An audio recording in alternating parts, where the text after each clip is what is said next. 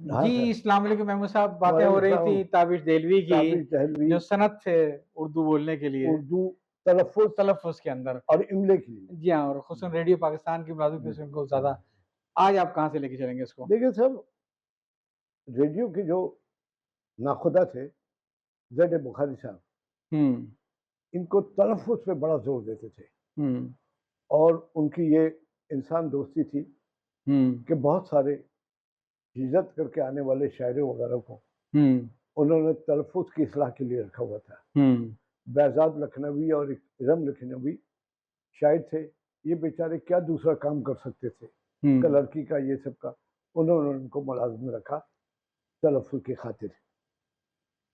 صاحب خالد علی جو ہے، یہ بھی ایک شاعر تھے، وہ لکھتے ہیں کہ جن حضرات نے 1940 سے 47 کی دلی اور بعد کے برسوں میں کراچی کی ادبی زندگی کا ذرا قریب سے مشاہدہ کیا ہے، وہ اس عمر میں شاید مجھ سے اختلاف کریں گے کہ یوں تو تقسیم کے بعد ہندوستان بھر کے علمی اور ادبی اور تہذیبی مجلسی مرکز سے اس شہر میں سمٹ آنے والے ممتاز نمایاں حضرات کی ایک بڑی تعداد نظر آتی ہے، لیکن ان میں سے شاید ہی کسی کی ذات گرامی کو اپنے وطن مولوف اور اپنے ماضی و حال کے حوالے سے تابش دہلوی کی طرح ادبی و تہذیبی تسلی کی علامت بن کر ابھری ہو۔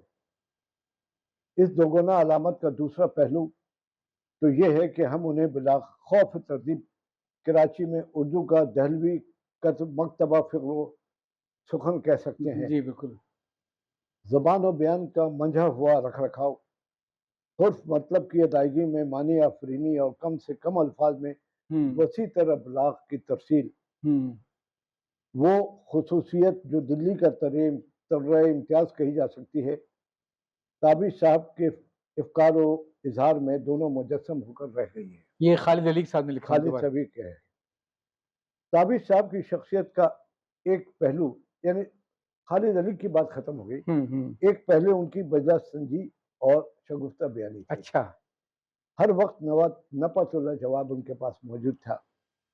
بخاری صاحب پر لکھے ہوئے کتاب کی شکل میں یاد مہرباں کتاب بخاری صاحب کے اوپر شائع ہوئی ہے، وہ لکھتے ہیں آل انڈیا کی ملازمت کے دوران کبھی حاصل نہیں ہوا، وہ بمبئی میں تھے اور یہ دلی میں تھے، ان کی ملاقات 1947 میں لاہور میں ہوئی۔ ایک دن بخاری صاحب نے تابش صاحب سے کہا، تابش صاحب پاکستان بن گیا، اب دہلی ویلوی نہیں چلے گا۔ اچھا، سبھی محسن جو ایک ریڈیو کے کراچی اسٹیشن کے مینیجر تھے، ان کی کتاب ہے داستان کہتے کہتے، ان پر بھی شاید ہم نے پروگرام کیا ہے۔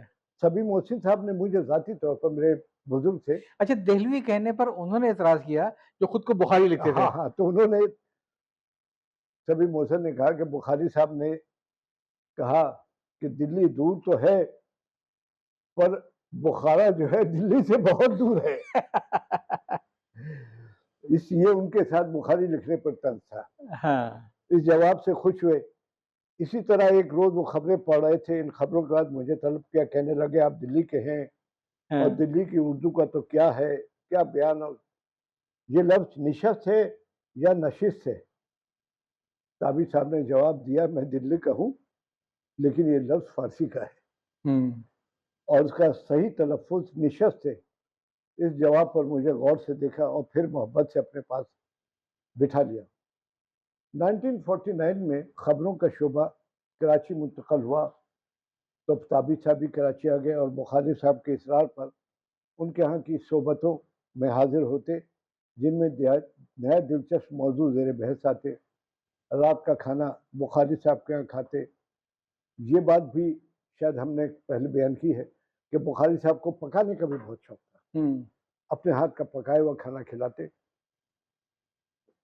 اور جب رات گئے، جب یہ محفل برخاست ہوتی تو بخاری صاحب اپنی موٹر میں ہر شخص کو گھر چھوڑ کے آتے ہیں۔ بڑے وفادار آدمی تھے۔ ہاں، ان کو شوق تھا گاڑیاں۔ بخاری صاحب پر ایک زمانے میں لکھنوی فکر غالب تھی، لیکن تابش صاحب تابش دہلوی آنکھوں دیکھے مکھی کیسے نگل لیتے۔ اس زمانے میں ریڈیو پاکستان میں ایک مشاعرہ ہوا جس میں لکھنوی شاعر زیادہ مدعو تھے، بخاری صاحب پر اس زمان میں لکھنوی رنگ زیادہ غالب تھا. دوران نشریہ بخاری صاحب نے مشاعرے کی داد کو کچھ ایسا رنگ دیا جس سے حیدر دہلوی کی سکی ہوتی تھی. جمیل الدین اس انداز کو بھانپ گئے اور وہیں بکھر گئے. مشاعرے کے بعد بخاری صاحب نے فرمایا تابش آج کے واقعے کے متعلق تمہاری کیا رائے ہے؟ سوال ٹیڑھا تھا. تابش صاحب نے عرض کیا زیادتی آپ کی ہے. یعنی بخاری صاحب کی اپنے افسر کو کہا. کہنے لگے بخاری صاحب نے کہا کہ دلی والوں کے مقابلے میں لکھنؤ والے شعر اچھا کہتے ہیں تو میں کیا کر سکتا ہوں. تابش صاحب نے کہا لکھنؤ والوں نے پوری ادبی تاریخ میں اچھا شعر نہیں کہا. یا اللہ. ایک لے دے کے آتش ہے ان پر بھی دہلیت کی چھاپ ہے. ویسے بھی دہلوی کی شاعری میں سوائے چونچلے اور نخروں کے کیا ہوتا ہے؟ اچھا. بخاری صاحب فوراً بولے داغ کے یہاں کیا ہے؟ داغ کے یہاں بھی ذرا. تابش صاحب کا جواب تھا جی ہاں داغ کے یہاں بھی چونچلے اور نخرے ہیں لیکن رنڈی باز کے ہیں رنڈی کے نہیں ہیں. ارے باپ. ہاں. اس فقرے کے بعد بخاری صاحب کا سارا غصہ دور ہو گیا. یعنی مزے کی بات ہے کہ لکھنؤ دہلی بخارا کی جنگ ریڈیو پاکستان کراچی میں. اب بخاری صاحب رہنے والے پشاور کے. پشاور کے. ہے تو اس پر یہ مکالمہ ثابت کرتا ہے کہ تابش صاحب حق بات کہنے میں بعض چوکتے نہیں تھے چاہے مقابل ان کا افسر ہی ہو. ایک ضمنی بات یہ کہہ دوں کہ شاید مشتاق یوسفی نے لکھا ہے کہ داغ کا پورا کلام اگر تلف ہو جائے اس زمانے میں برباد ہو جائے تو شہر کی طوائفوں کو بٹھا لو پورا کلام جو ہے ترتیب دے پائے گا. ان کا کلام مجروں میں اور بالا خانوں میں غائب ہو جاتا تھا. کمال کا جملہ ہے. کمال کا جملہ صاحب. تابش صاحب کا مجموعہ غزلیات نیم روز کے عنوان سے 1962 میں شائع ہوا. اس کا انتصاب اپنی والدہ کے نام کیا ہے ان الفاظ کے ساتھ کہ جن کی آغوش تربیت نے میری شاعری کو پروان چڑھایا. دوسرا چراغ صحرا 1982 میں شائع ہوا. اس کا انتصاب اپنے صاحبزادے سعود تابش کے نام تھا. برخوردار سعود کے نام اس امید کے ساتھ کہ وہ میری تہذیبی روایات کو زندہ رکھیں گے. سعود تابش صاحب ابھی بھی سیوک سینٹر پر حسن اسکوائر میں کئی بلاکس ہیں ان میں رہائش پذیر ہے. تیسرا مجموعہ ماہ شکستہ کے نام سے 93 میں آیا. اس کا انتصاب قبلہ گاہی والد صاحب کے نام تھا. اس کے بعد کا مجموعہ دھوپ چھاؤں 1996 میں شائع ہوا. مخدوم و محترم حضرت فانی کے نام جنہوں نے مجھے سبق دیا کہ درد کو روحانی بنا لینا ترقی ہے. تابش صاحب کے مجموعے دھوپ چھاؤں کی ابتدا ایک نعت سے ہوتی ہے اے رب ذوالجلال والاکرام اے خدا تو ہی خبر ہے اپنی تو ہی اپنا مبتدا. تابش پہ لطف خاص کہ اس جہاں میں کوئی نہیں ہے حامی و ناصر تیرے سوا. بس یہی ایک باب نبی سے مانگیے بس ان کو انہی سے مانگیے. بس ان کو انہی سے ہم کے بعد 24 نعت ہیں. زندگی کا خاتمہ طیبہ میں ہو یہ دعا تابش بھی مانگیے. پھر باری آتی ہے سلام و منقبت کی. 11 کی تعداد میں سلام و منقبت میں یہ کہ شروع سے ہی حق نما خدا نے کیا دین کا تکملہ اولاد مصطفیٰ نے کیا. جی ماشاءاللہ. یہ فخر حاصل ہے حامل صد افتخار ہے تابش کہ تربیت مجھے تہذیب کربلا نے کیا. اگلا مجموعہ بعنوان ہائیکو بھی 1996 میں سامنے آیا. اس دوران نظموں کا مجموعہ غبار انجم 1984 میں منظر عام پہ آیا. جی.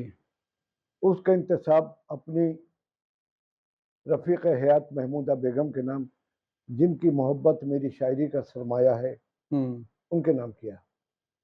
تقدیس نامی میں مجموعہ نعت سلام و مرثیہ پر مبنی ہے. 1985 میں شائع ہوا. اس کا انتصاب اظہر عباس ہاشمی کے نام ہے. ان کی کلیات کشت و نوا میں 48 صفحات متفرق اشعار کے شامل کیے گئے ہیں. اچھا صاحب ماہر القاضی اور تابش صاحب کی دوستی بہت گہری تھی. ماہر صاحب کے متعلق لکھتے ہیں کہ 1947 میں قیام پاکستان کے عمل میں آیا. ماہر صاحب کراچی میں اور تابش صاحب لاہور میں آ کر آباد ہوئے. 1949 میں ریڈیو پاکستان کے دفتر اور خبروں کا شعبہ کراچی منتقل ہوا تو تابش صاحب بھی کراچی آ گئے. پھر یہاں دیرینہ ملاقاتیں تازہ ہو گئی. 1947 سے 1978 تک 31 سال ہوتے ہیں نا. یعنی 78 میں ماہر القادری صاحب کا جب انتقال ہوا سعودی عرب میں، شاید ہی کوئی دن ایسا ہوتا ہو کہ جب ماہر صاحب سے ٹیلی فون پر کسی مشاعرے، کسی دعوت یا خود ان کے گھر پر ملاقات نہ ہوتی ہو. کبھی وہ تابش صاحب کے ہاں آ جاتے. ان ملاقاتوں کی تفصیل کے لیے تو ایک دفتر چاہیے. بالکل. اب ماہر صاحب کی رائے ان کی شاعری پر یوں ہے کہ تابش دہلوی کی شاعری میں چھیڑ چھاڑ، لمس و تقبیل اور سطحی اشارے کنارے نہیں ہیں. رمزیت اور اشاریت بے شک ہے مگر وہ سنجیدہ ہے. یہی باوقار سنجیدگی ان کے کلام کی امتیازی خصوصیت ہے. ماہر صاحب سے اتنی دوستی تھی اور ماہر صاحب کا انتقال جب سعودی عرب میں ہوا، جدہ میں ایک مشاعرے کے دوران ہوا اور ان کی تدفین مکے میں ہوئی، تو تابش صاحب نے ایک جملہ بڑا خوبصورت کہا کہ پہنچی وہیں پہ خاک. اچھا، یہ ان کا شعر ہے، یہ پہنچی نہیں وہیں پہ. نہیں، شعر ان کا نہیں ہے، مجھے یاد نہیں آ رہا پورا. پہنچی وہیں پہ خاک، خاک جہاں کا خمیر تھا. جہاں کا خمیر تھا. ان کا شعر نہیں ہے، ان کا تبصرہ تھا یہ. اب صاحب احمد ندیم قاسمی فرماتے ہیں کہ حضرت تابش دہلوی نے غزل گو کی حیثیت سے اس زمانے میں نام پیدا کیا جب فانی، فراق، یگانہ، اصغر، جگر اور حسد کی غزلوں سے پورا بر صغیر گونج رہا تھا. اتنی قداور شخصیات کی موجودگی میں ناموری حاصل کرنا مشکل کام تھا، مگر تابش دہلوی کی غزل نے یہ کام کر دیا. اپنی غزل میں درد کی تہذیب اور غم کی شائستگی کے ساتھ حیات ماورائے حیات کے مسائل سے نمٹنے کی خوبصورت اور مؤثر مثالیں پیش کی ہیں. زبان کے تیور اس پر متضاد ہے. مولانا منتخب الحق صاحب کا جی نام جی آپ نے بالکل، سنا ہے؟ بہت مشہور ہے. جامع کراچی کے شعبہ نہیں بلکہ فیکلٹی کو کیا کہیں گے اردو میں، جیسے science faculty, art faculty, Islamic ideology faculty قائم کرنے والے منتخب الحق صاحب تھے. آج کل ان کے بیٹے نعمان الحق صاحب کہیں کہیں پہ لیکچر دیتے رہتے ہیں، مختلف یونیورسٹی میں تدریس کے فرائض انجام دیتے ہیں. منتخب صاحب فرماتے ہیں کہ محترم تابش دہلوی سکہ بند ادیبوں کے صف میں ممتاز حیثیت کے مالک ہیں. وہ دلی کے رہنے والے ہیں اور اپنے پورے وجود سے اس کی نمائندگی کرتے ہیں. صحیح. ان کی شخصیت باوقار ہے، اسی طرح ان کا ادب بھی معتبر ہے. ڈاکٹر فرمان فتح پوری جامعہ کراچی کے استاد اور شاید ہیڈ آف دا ڈپارٹمنٹ بھی رہے ہیں اردو ڈپارٹمنٹ کے. ان کی رائے میں جو چیز تابش دہلوی کو دوسرے شعراء سے ممتاز کرتی ہے وہ ہے دہلویت کا پاس. صحیح. شاعری میں دہلویت کہتے ہیں خیال کی پاکیزگی کو، جذبے کی صداقت کو، بیان کی صفائی کو، اسلوب کی دلکشی کو، روحانی اقدار کے پاس کو، داخلیت کے نکاس کو، لفظ و معنی کے باہمی روابط کو، درد مندی اور انسان دوستی کو سامنے رکھتے ہیں. یہ ساری چیزیں تابش دہلوی کی شاعری میں شعوری یا غیر شعوری طور پر خوبصورتی سے درائی ہیں اور اسی کی بدولت ان کی شاعری میں معلّہ خیزی اور دل نشینی کی وہ سنجیدہ فضا پیدا ہوئی ہے جس سے ان کے بہت سے ساتھی محروم ہیں. حضرت نسیم امروی لکھتے ہیں حضرت تابش نے نہ صرف زبان کی حیثیت بلکہ موضوع کے اعتبار سے بھی اردو ادب کی قدر و قیمت میں اضافہ کیا ہے. آپ کی پسندیدہ صنف غزل ہے، مگر اس تغزل میں آپ نے فلسفہ حیات اور انسانی برادری سے تعلق رکھنے والے صدہا مسائل کو موضوع بنایا ہے. چلیں میں خیر اس کو ابھی یہیں پہ روکتے ہیں، پھر باقی جو ہے انشاءاللہ اگلی قسم ہماری